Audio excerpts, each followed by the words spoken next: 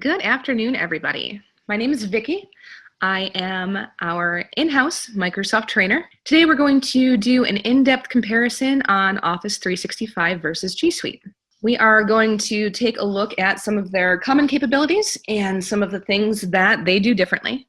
We will talk about cloud storage, email, support options, and all the other good stuff that they both have to offer. A couple of quick overview points. We both know that the most common things that we're looking at is going to be email and the Office 365 file types. Both of them do have email options. Obviously, we have Gmail, or you can use your company's email. Same as with Outlook. You can use an Outlook.com email, or you can have your company's email branded. They both do have 24/7 support, and they have the ability to create and edit Office 365 file types. One caveat is that some formatting may be lost between G Suite and Office 365. Obviously, if you're editing a PowerPoint document, an Excel spreadsheet, or a Word document natively into Office 365, they will retain their own file types. You can do minor edits with those on the G Suite equivalents. However, sometimes the formatting does go back and forth between them. So something to be aware of. If your Office already does integrate products such as Word, Excel, and PowerPoint, that G Suite may be a little bit trickier to use unless you were using their entire product line. Going into some more specifics, Office 365 and G Suite were originally created from completely different backgrounds. Office 365 has been around for a long time in various fashions.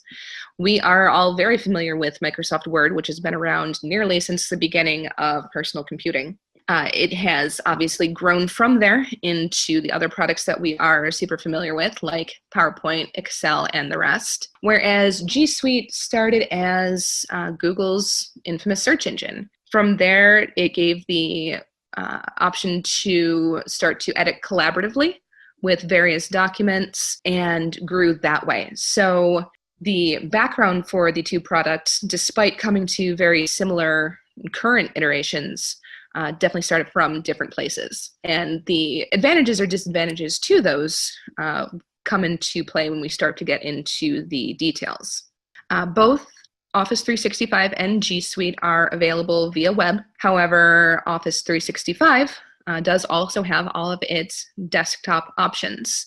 The original programs that we're used to having right on the computer. They are also, with limited features, now available on the web. So there is a Microsoft Word, Microsoft Excel, PowerPoint, that you can do minor edits from the web, share from the web with people that you are working with, and save and share those file types externally and internally. Whereas G Suite, it's online only. You can, with certain limitations, use it offline, but there are no native programs on your computer that you can use standalone. So that is something to keep in mind if you are someone who uses those desktop applications primarily. Office 365 does have the edge there. The other point with that is that the desktop applications are far more powerful than the online equivalents. Online, obviously, you're going to look for speed, stability, ease of use. If you really need to get into the meat and potatoes of those applications, the desktop version in Office 365 is going to be far more powerful. The Office 365 suite is available on Windows, Mac OS, and all mobile platforms, including Windows Phone. I know Windows Phone is kind of on its way out. However, a lot of enterprise companies do still use Windows Phone enterprise-wide. So if you have that integration, keep in mind that Office 365 is available on Windows Phone, whereas G Suite is not. You can use it via web, but it is not natively built in. So something else to consider there.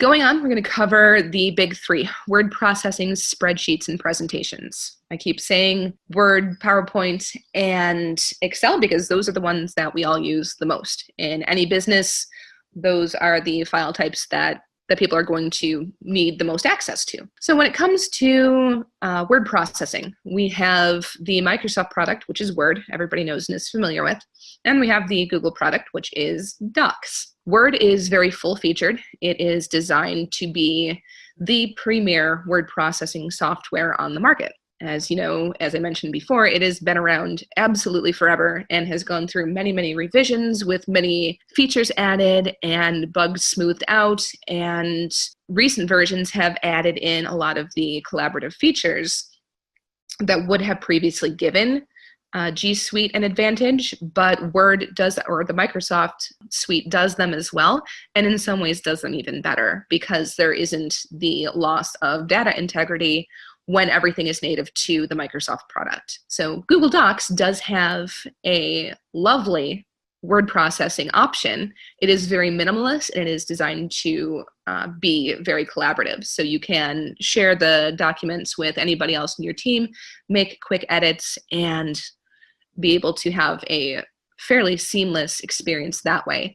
However, with, as I said, the Microsoft option having these collaborative features built in, then you no longer have to weigh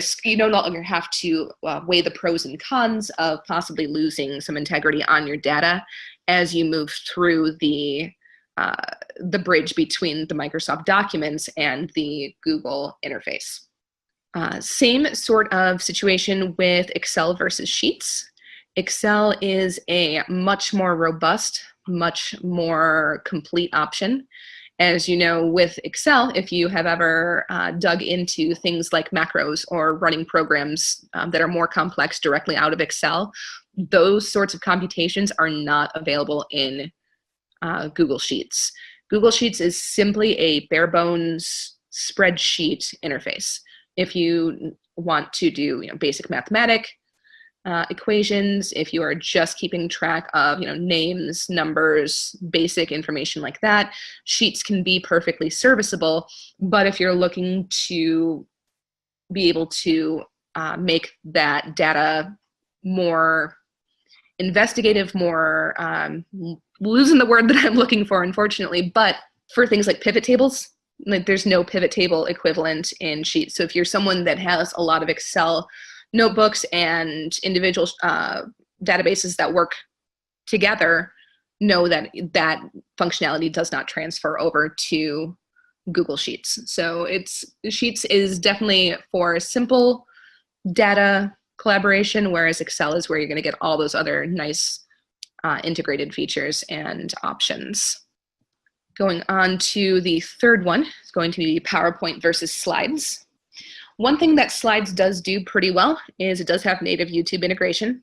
Since YouTube is in the Google suite of products, it does nicely slide into Slides, and the integration features are relatively seamless. That said, you do have to have a network connection to be able to use those slides and presentations with any YouTube files that you use. PowerPoint does have the option, obviously, to use YouTube files. Also has the opportunity to host local media files, or you can use anything from any of the other major media outlets. So you can add Facebook video, you can add Twitter video, you can add the one that is slipping my mind. I'm having a real hard time with proper nouns today, but they're all able to be integrated into PowerPoint, and you can take them offline. So once you add the media file to PowerPoint, you can take it with you, even if you don't have an internet connection wherever you're giving the presentation. Slides does have very clean, very easy to use formatting, but it does not have the number of templates that are available that PowerPoint does. PowerPoint, of course, you can get very, very deep into formatting before you even start to consider the content of your presentation. A lot of the designers that are out there working on these PowerPoint presentations have created quite the library of available templates to where you can create a gorgeous presentation just simply dropping in your data. If you are not the type that wants to do all of that creative stuff on your own, you can also use the gigantic Microsoft library of templates. So the PowerPoint option is definitely more, like I said, robust and able to be customized and able to be used offline. as opposed to Slides, which is, again, very more limited, easy to use, nice and simple, but if you need something a little bit more in depth, then PowerPoint is going to have the edge there as well. Going on to email. Email is the one that got the most questions about in the registration before the webinar. They do have a lot of similarities and a lot of commonalities. Office 365 has upped their security game significantly. One of the most widely publicized issues with it in the past was that it lacked two-step authentication. Earlier this year, two-step authentication was launched for Microsoft for its entire Office 365 suite. So that's no longer a concern, especially in this day and age when email security is such a significant concern. It does also offer spam filtering, both the Google product and the Microsoft product. Actually, at the end of October, I believe it was actually on Halloween, if not on Halloween, then right around that time, Microsoft did launch an expanded malware detection tool. So it now scans links in real time.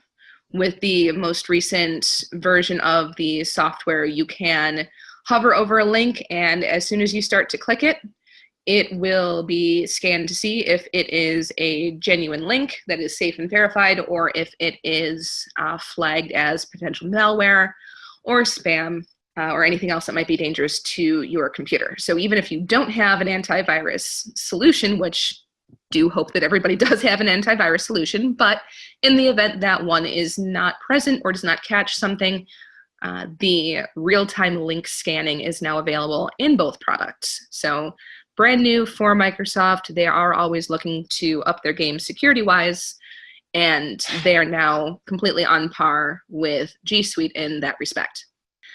Both email products do offer extensive calendar integration. They work natively with their own product. They can cross over to the other, although obviously the integration is going to be more seamless when you use either Google Calendar with the Google product, or if you use the Outlook calendar that is built right into Outlook. You can cross them. It's easier to stick with one or the other. And of course, the calendars for Microsoft Outlook also have a lot of options as far as resource management and tying in different types of web or remote meeting options. I'll get into Skype for Business in a moment, but Skype for Business is by default integrated. However, you can also integrate if you use GoToMeeting or if you use Zoom or one of the others. You do have that option to add a plugin so you can manage resources that way, schedule meetings right in the Outlook calendar. They do both have a wide variety of customizable themes. If you're the kind of person who likes to make sure that your inbox looks exactly how you like it, they both have the option to change color, change format, change fonts. However, one thing that the Google product is limited on is that you cannot change the number of panes in the window. So if you like a more simplistic view, you're stuck with a 3-pane option, whereas in Outlook, if you need to kind of reduce the visual clutter on your page, you are able to close some of the sidebars and change it to just a 2-pane or a 1-pane window, whatever works best for you. Both do have the option to put legal holds on inboxes. If you have an employee that had access to sensitive data that is no longer with the company, they do both have the option. Something that's always been available with the Microsoft product was recently rolled into the Google product as well. So that is an extra layer of internal security where you can lock down those inboxes if you find yourself in the need to do that. Taking a closer look into the differences, Outlook has the desktop software that we all know and love, has been around for many, many generations and gets better with every one. It is bundled right into the Office 365 product suite at the enterprise pricing level. So there is a business option where you have only the web version of Office 365. For the most part, I am talking about the full product suite. The third-party options are the only ones that are available for Gmail. So you can use Gmail in Outlook if you happen to have the product, but you are using a Gmail-based email service. However, there is nothing native. Again, everything with the Google product suite is online only. Outlook has their intuitive folder organization system, much like it mirrors Windows, the folders that you're used to seeing on your personal computer. You see the same thing in Outlook. You can organize your email into folders. You can have them route in certain ways. You can set rules and quick steps to organize your email options. That is a whole webinar in and of itself. The amount of customization that can go into that, it is extremely robust, extremely thorough, and excellent for maximizing your productivity. Gmail does have its default smart sorting categories. When you first open a Gmail account, it's going to have a number of tabs. As your email starts to filter in, it will assign priority levels to the different types of email that you receive. So it's going to start that sorting right out of the box, as opposed to with Outlook, you have to go in and customize it.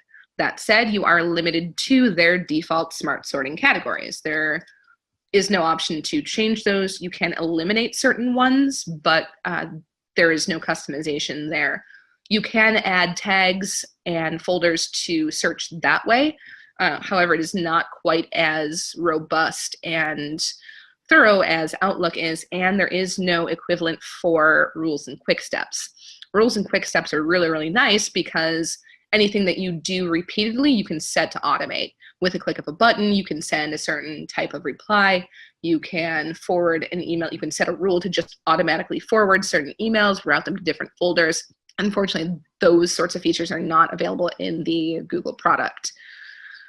The Google product, you can only do offline browsing, so you can only access your email offline through Chrome and Safari. Those are the only two browsers that allow it. You can set that up in the individual settings for those browsers when you install the Gmail extension. It is a little bit clunky, and you have to make sure that you have everything downloaded beforehand, and they only go back a month. So you are limited to only a month in the past if you are doing offline work in your Gmail account. However, with Outlook, it is available offline anywhere with the entirety of your email accessible to you, as long as you have things saved locally. Everything that's saved locally is going to be there for you, regardless if you're online or offline. So there's no time limit for how far back you can go with Outlook. All right, communication. Everybody likes to be able to instant message people on their team these days. It is a great alternative to email, especially when you just need to drop somebody a quick note. They both have these options integrated. I'll go into the differences in the individual software shortly. They also both have the ability to do voice and video calls. You can screen share with both, and you can archive your chat logs. So if you need to access anything that was referenced in a previous meeting, you have the option to do that from both products.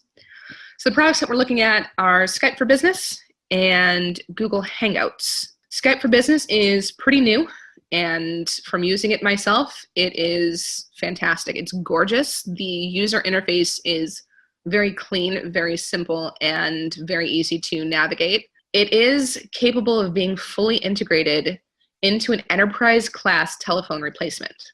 So if you wanted to set up Skype for Business to be your enterprise phone system, that is an option with the Office 365 product suite. Because it is so integrated into the Office 365 product suite, it gives you a lot of additional functionality as far as scheduling meetings, communicating about the meetings, about phone calls, sharing files right from any of the other items in the product suite, so on and so forth. The uses for it, I have not even discovered everything as of yet. Haven't had the opportunity to play around with it nearly as much as I would like to, but it is exceptional. I have yet to want to do something that I have not been able to do. If I'm in the middle of a Skype for Business meeting call and I need to send someone an Excel file, I don't even need to find it on my hard drive. It is intuitively available for me if it is topically related to the meeting. So it's very, very robust and integrated option.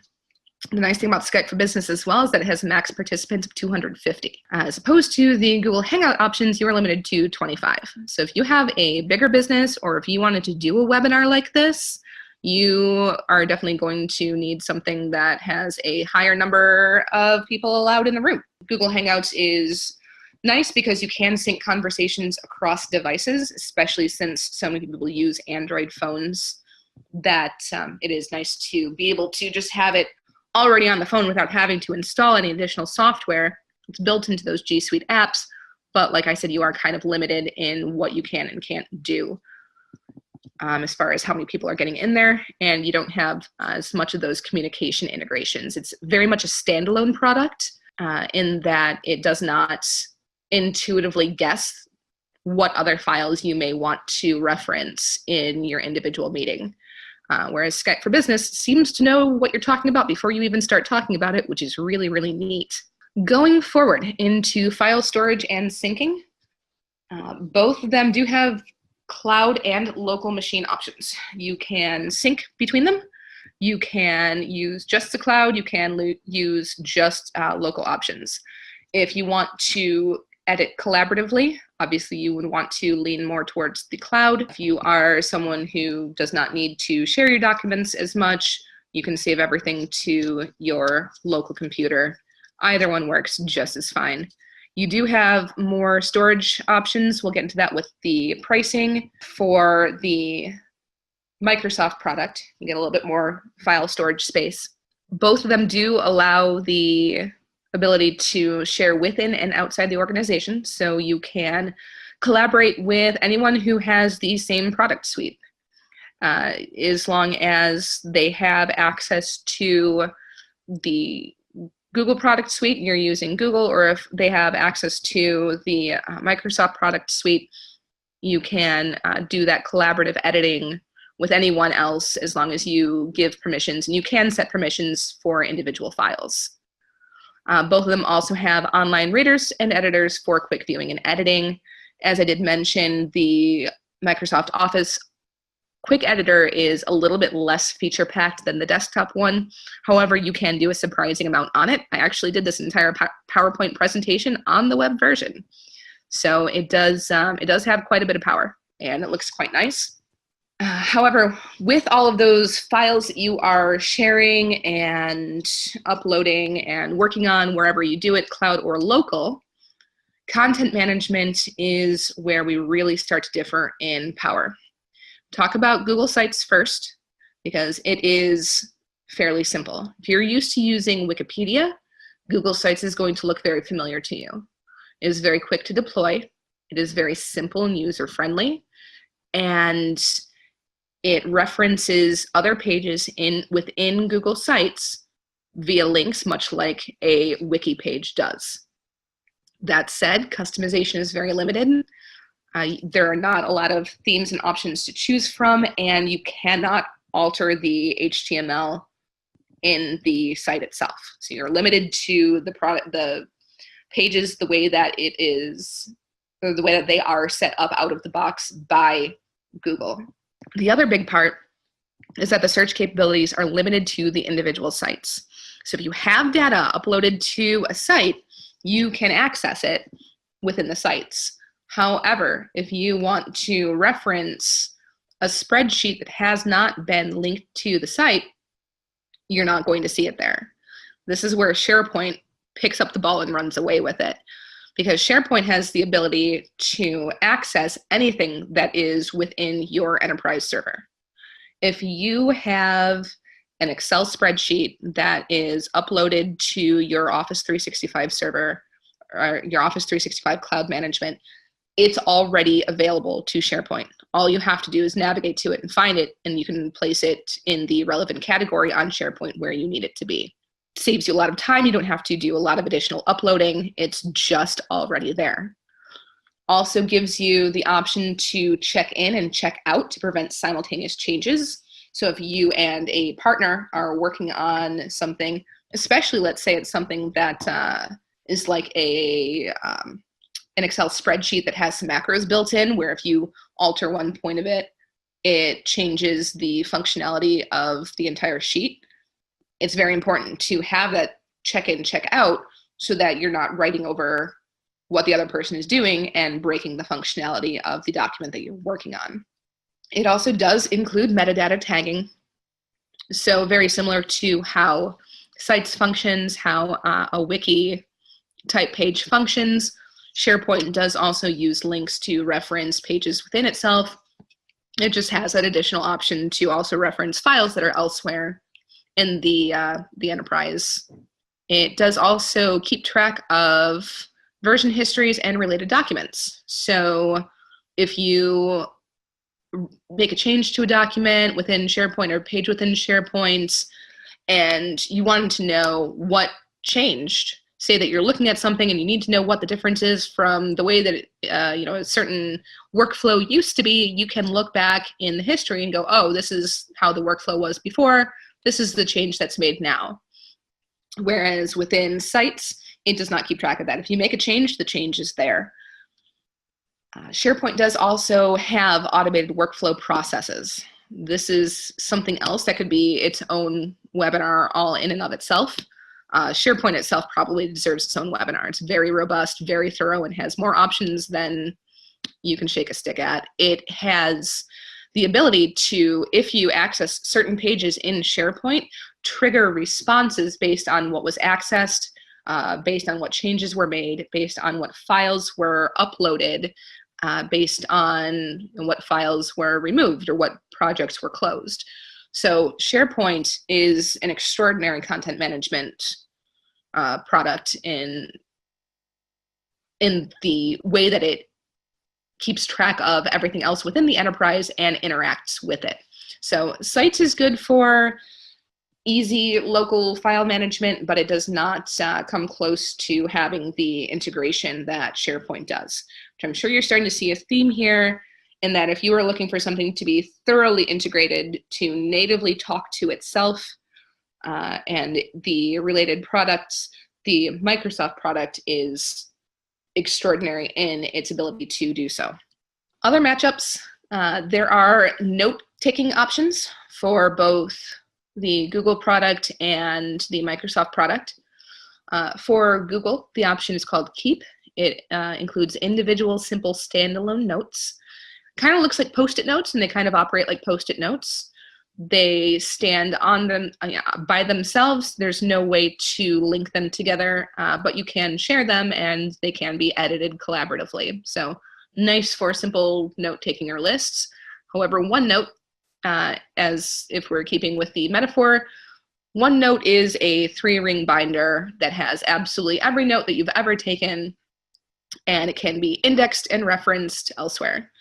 The coolest thing with OneNote and its ability to be integrated into some of these other products is that, for instance, if you are in a meeting, you can take meeting notes, share the meeting notes instantly within the meeting.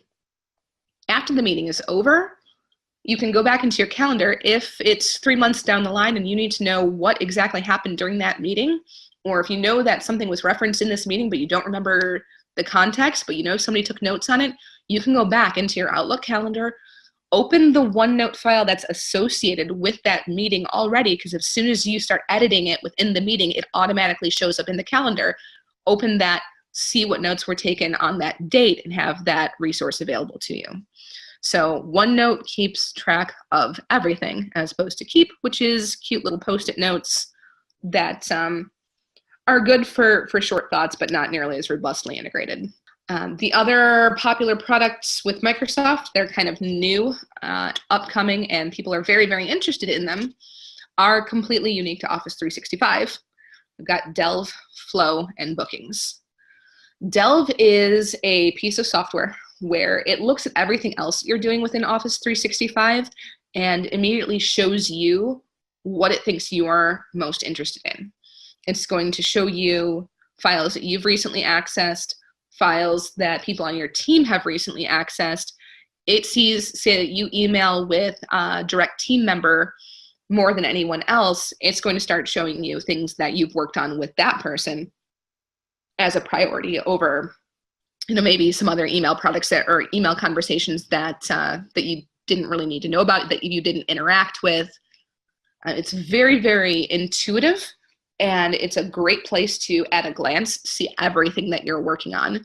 It does, again, show Word documents, PowerPoint, Excel, emails, even notes about topics that you have been discussing frequently. Delve could probably be its own webinar as well. It's a very unique product that no one else has. Flow is the workflow organizer. It creates flowcharts. There is no equivalent in the Google product. So if you are someone where flowcharts is a big part of your day-to-day business life, you're going to want to stick with the Microsoft option. It is there, and it integrates, again, with everything else.